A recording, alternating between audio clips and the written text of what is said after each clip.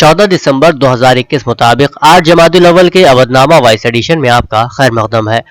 اودنامہ میں شہ اہم خبروں کے مطابق وزیر اعظم نریندر مودی نے پیر کو وارانسی میں دیرینہ پروجیکٹ کاشی وشوناتھ کوریڈور کا افتتاح کرتے ہوئے کہا کہ یہ گلیارہ نئے ہندوستان کی ترقی کے سفر کا مظہر بن کر ابھرا ہے اور مستحکم ہندوستان کا گواہ بنے گا۔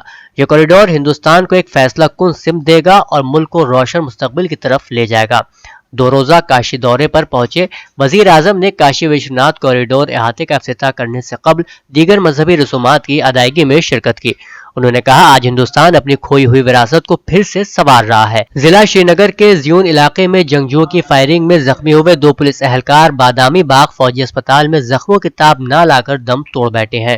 پولیس ذرائع نے بتایا کہ زیون 5 چوک سری نگر میں ملیٹنٹوں نے آرم پولیس گاڑی پر فائرنگ کی جس کے نتیجے میں 14 اہلکار زخمی بھی ہوئے ہیں۔ کانگریس کی صدر سونیا گاندھی نے سی بی ایس ای کی 10ویں کے امتحان میں پیش کردہ ایک اقتباس کے ضمن میں وزارت تعلیم اور سی بی ایس ای کی سخت مذمت کی۔ رائے بریلی سے رکن پارلیمنٹ سونیا گاندھی نے لوک سبھا میں سی بی ایس ای کے نصاب کا ایشو اٹھایا اور معافی کا مطالبہ کیا۔ کانگریس کی اس مخالفت کے بعد سی بی ایس ای نے اپنی غلطی کا اعتراف بھی کر لیا ہے۔ قابل اعتراض اقتباس میں دیا گیا ہے کہ خواتین کو آزادی سماجی اور خاندانی مسائل کی وجہ سے مل رہی ہے۔ اقتباس میں یہ بھی لکھا گیا ہے بیویوں نے اپنے شوہر کی بات ماننی بند کر دی ہے اور یہی اہم وجہ ہے کہ بچے اور ملازمین ڈسپلن میں نہیں ہیں۔ اس پر ملے رد عمل کی بنیاد پر بورڈ نے اس معاملے کو سبجیکٹ کے ماہرین کے پاس تجزیے کے لیے بھیجا تھا۔ ان کی سفارش کی بنیاد پر اقتباس نمبر 1 اور اس سے متعلق سوال کو سوال نامے سے ہٹانے کا فیصلہ لیا گیا ہے۔ اس کے بدلے میں طلبہ کو پورے نمبر دیے جائیں گے۔ بہوجن سماج پارٹی کے رہنما کنور دانش علی نے حکومت سے شہریت ترمیمی قانون یعنی سی اے اے کو واپس لینے کا مطالبہ کیا اور کہا ہے کہ اس قانون کے خلاف احتجاج کرنے والے جیلوں میں بند طلبہ کو جلد از جلد رہا کیا جانا چاہیے۔ انہوں نے کہا کہ حکومت کی طرف سے لائے گئے سی اے اے قانون کے خلاف پورے ملک میں پرامن احتجاج کیا گیا ہے۔ جامعہ ملیہ اسلامیہ سے لے کر جواہر لال نہرو یونیورسٹی تک اور بالخصوص شاہین باغ میں ان بزرگ خواتین نے پرامن تحریک چلائی۔ ان لوگوں کو دوبارہ احتجاج کے لیے سڑکوں پر آنے پر حکومت مجبور نہ کرے۔ کولکاتہ کارپوریشن انتخابات میں مرکزی فورسز کی تعیناتی کے مطالبے کو لے کر دائر بی جے پی کی عرضی سپریم کورٹ نے سماعت کرنے سے انکار کر دیا ہے۔ سپریم کورٹ نے بی جے پی کی عرضی پر سماعت کرنے سے انکار کرتے ہوئے کلکتہ ہائی کورٹ جانے کا مشورہ دیا۔ بی جے پی نے سپریم کورٹ میں عرضی دائر کرتے ہوئے الزامات عائد کیے تھے کہ انتخابات سے قبل بی جے پی کے لیڈروں اور کارکنوں پر حملے ہو رہے ہیں۔ پارٹی امیدواروں پر کاغذات نامزدگی واپس لینے کے لیے دباؤ ڈالا جا رہا ہے۔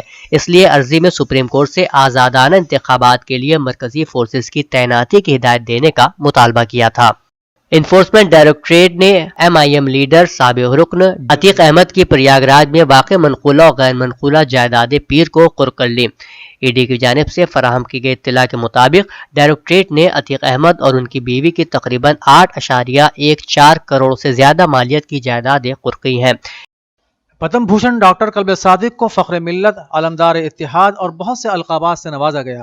ڈاکٹر کلب صادق کو فخر ملت کہنا انصاف نہیں، وہ فخر ہندوستان ہے۔ یہ بات کیرلا کے گورنر عارف محمد خان نے پیر کو کیفی اعظمی اکیڈمی میں منعقدہ پروگرام یاد صادق سے خطاب کرتے ہوئے کہی۔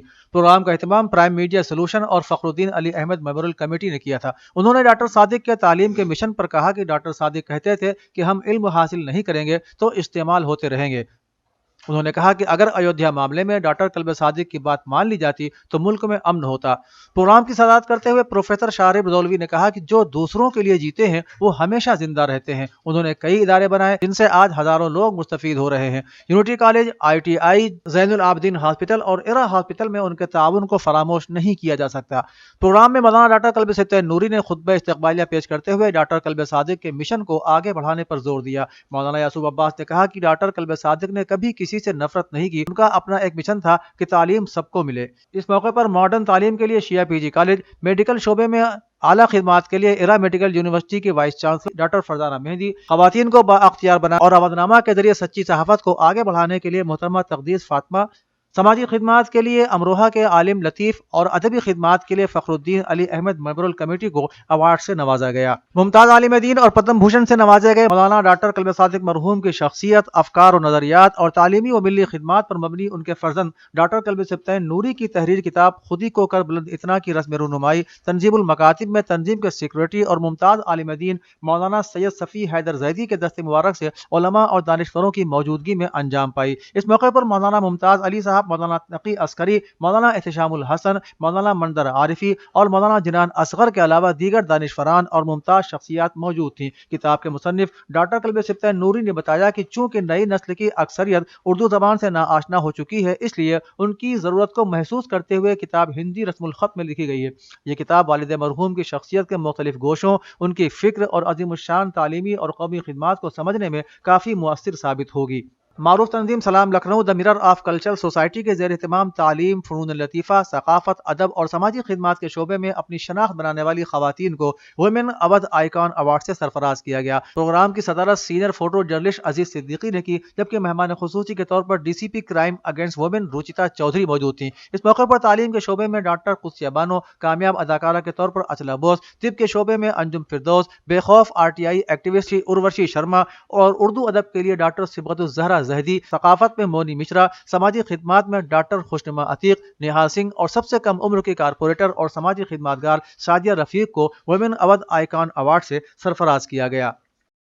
اودھ نامہ میں شائع ضلع کی خبروں کے مطابق سعودی عرب کی حکومت کی جانب سے تبلیغی جماعت پر پابندی عائد کیے جانے اور مسجدوں کے اماموں کو جمعے کے خطبے میں عوام کو جماعت سے ہوشیار رہنے کی تاکید کیے جانے پر دارالعلوم دیوبند نے سعودی عرب کی حکومت سے اپنے فیصلے پر نظر ثانی کرنے کا مطالبہ کیا ہے۔ دارالعلوم دیوبند کی جانب سے ادارے کے محتمم مولانا مفتی ابوالقاسم نعمانی بنارسی نے کہا کہ جماعت کا کام کم و بیش تمام عالم میں پھیلا ہوا ہے اور اس سے وابستہ افراد اور جماعت کے مجموعی مزاج پر شرک و بدعت اور دہشت گردی کا الزام قطعی بے معنی اور بے بنیاد ہے۔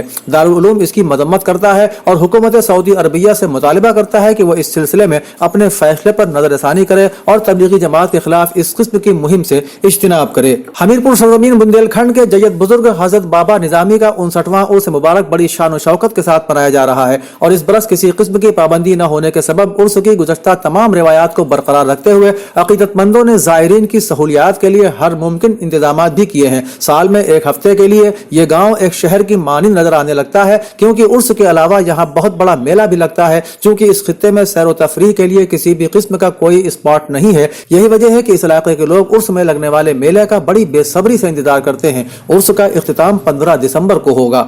شعبہ اردو چودھری چرن سنگھ یونیورسٹی میرٹھ میں ایک ادبی پروگرام کا انعقاد کیا گیا، جس میں شعبے کے طالب علموں نے مختلف موضوعات پر 10 مقالے پیش کیے۔ طالبہ عظمیٰ پروین نے ترقی پسند تنقید عنوان سے مقالہ پڑھتے ہوئے کہا کہ جو ادب عوام کی ترجمانی نہیں کرتا اسے ترقی پسند تنقید نظر انداز کر دیتی ہے۔ اسماء پروین نے اپنے مقالے اردو میں تحقیق کی روایت میں کہا کہ تحقیق کسی امر کو اس کی اصل شکل میں دیکھنے کی کوشش کا نام ہے۔ شعبے کی طالبہ علینا نے اپنے موضوع علی گڑھ تحریک ایک جائزہ میں کہا کہ علی گڑھ کی تحریک کے بانی سر سید احمد خان نے مذہب، ادب، سیاست، تعلیم، معاشرت اور سماج غرض کی ہندوستانی مسلمانوں کے جملہ مسائل پر توجہ کی۔ اس موقع پر انکت کمار، دلکش، روزہ، نوازش، شفا نے بھی اپنے مقالے پیش کیے۔ سنبھل میں BSP کارکنوں کی ایک میٹنگ منعقد ہوئی، جس میں عوام کی روزمرہ کے مسائل اور ضروریات کی طرف توجہ دلائی گئی۔ BSP کے لیڈر حاجی شکیل قریشی نے کارکنوں سے خطاب کرتے ہوئے کہا کہ سنبھل شہر میں مسائل کا انبار ہے، حکومت نے عوام کی پریشانیوں کو دور کرنے کے لیے کوئی مؤثر قدم نہیں اٹھایا ہے۔ سنبھل میں وکلانگ سمیتی کے یوم تاسیس کا موقع پر غربا و مساکین کو طبی سہولیات فراہم کی گئی اور کمبل بھی تقسیم کیے گئے۔ اس موقع پر مہمانوں نے کہا کہ معذور افراد بھی سماج کا ایک اہم حصہ ہیں، ضرورت ہے کہ سماج میں ان کے لیے ہمدردی کا جذبہ پیدا کیا جائے۔ انہوں نے سمیتی کے کام کی تعریف کرتے ہوئے کہا کہ ایسے حالات میں بھی یہ لوگ سماجی خدمات انجام دے رہے ہیں۔ انہوں نے اپیل کی کہ سماج میں اس سمیتی کو تعاون کرنے کے لیے آگے آئے۔ اس موقع پر سمیتی کے صدر آس محمد نے کہا کہ حکومت کی جانب سے معذوروں کے لیے جو کچھ ہونا چاہیے تھا وہ ابھی تک نہیں ہوا ہے، اس لیے ہر طبقے کو اس کی کوشش کرنا ہوگی۔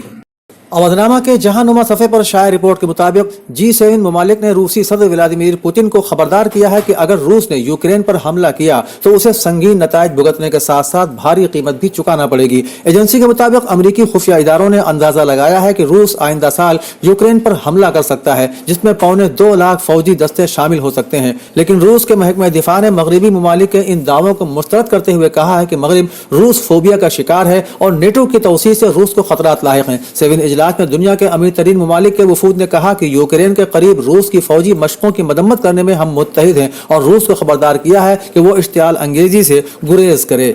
عالمی ادارے صحت WHO نے کہا ہے کہ کورونا وائرس کی نئی قسم اومیکرون وائرس کی قسم ڈیلٹا کے مقابلے میں زیادہ تیزی سے منتقل ہوتا ہے۔ رواں سال بھارت میں منظر عام پر آنے والا کورونا وائرس کا ڈیلٹا ویرینٹ دنیا بھر میں سب سے زیادہ وائرس کے پھیلاؤ اور اموات کا سبب بنا تھا، لیکن جنوبی افریقہ میں سامنے آنے والی وائرس کی قسم اومیکرون تیزی سے پھیل رہی ہے اور 9 دسمبر تک 63 ممالک میں پھیل چکی ہے۔ جنوبی افریقہ میں یہ بہت تیزی سے ایک سے دوسرے فرد میں منتقل ہوا ہے، جہاں ڈیلٹا زیادہ نہیں پھیلا تھا، جبکہ یہ وائرس برطانیہ میں بھی پھیل رہا ہے، جہاں ڈیلٹا وائرس نے بھاری تباہی مچائی تھی۔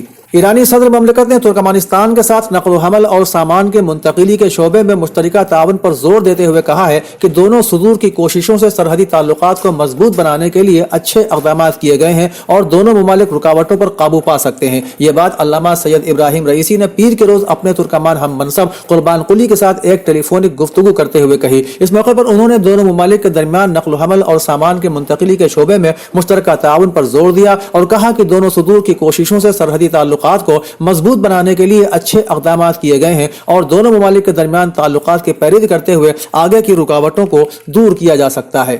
جنوبی لبنان میں فلسطینی کیمپ میں آکسیجن کیپسول کے گودام میں ہوئے دھماکے میں مرنے والوں کے جنازے پر نامعلوم افراد نے فائرنگ کی، جس میں کم از کم 10 افراد جاں بحق اور زخمی ہو گئے۔ مقامی ذرائع نے نامعلوم افراد کی طرف سے جنازے پر فائرنگ ہونے اور فائرنگ کرنے والوں کی اس کیمپ کے سیکورٹی فورسز کے مابین لڑائی کی رپورٹ دی ہے، جبکہ فلسطینی میڈیا میں جنازے پر فائرنگ کرنے والوں کو تحریک فتح سے وابستہ عناصر بتایا جا رہا ہے اور مرنے والوں کی تعداد 4 بتائی گئی ہے۔ لبنانی پولیس نے اس فائرنگ کی تحقیقات شروع کر دی ہے۔ سعودی عرب آج 2022 کے بجٹ اور رواں سال 2021 کے اصل بجٹ کے اعداد و شمار کا اعلان کر رہا ہے۔ ماہرین نے پیش گوئی کی ہے کہ 2022 میں مملکت کا بجٹ خسارہ کم ہو کر 52 ارب ریال رہ جائے گا، جبکہ 2021 میں یہ 85 ارب ریال تھا۔ تیل کی قیمتوں میں بہتری اور عالمی سطح پر کورونا وائرس کے پھیلاؤ کو روکنے کے لیے اقدامات کے پیش نظر سعودی عرب کے متوقع اور حقیقی بجٹ اعداد و شمار کے حوالے سے مثبت توقعات غالب ہیں۔ العربیہ سے بات کرتے ہوئے مالیاتی ماہرین نے پیشین گوئی کی ہے کہ سعودی عرب 2021 کے بجٹ میں گزشتہ 8 سال میں سب سے کم مالی خسارہ متوقع ہے۔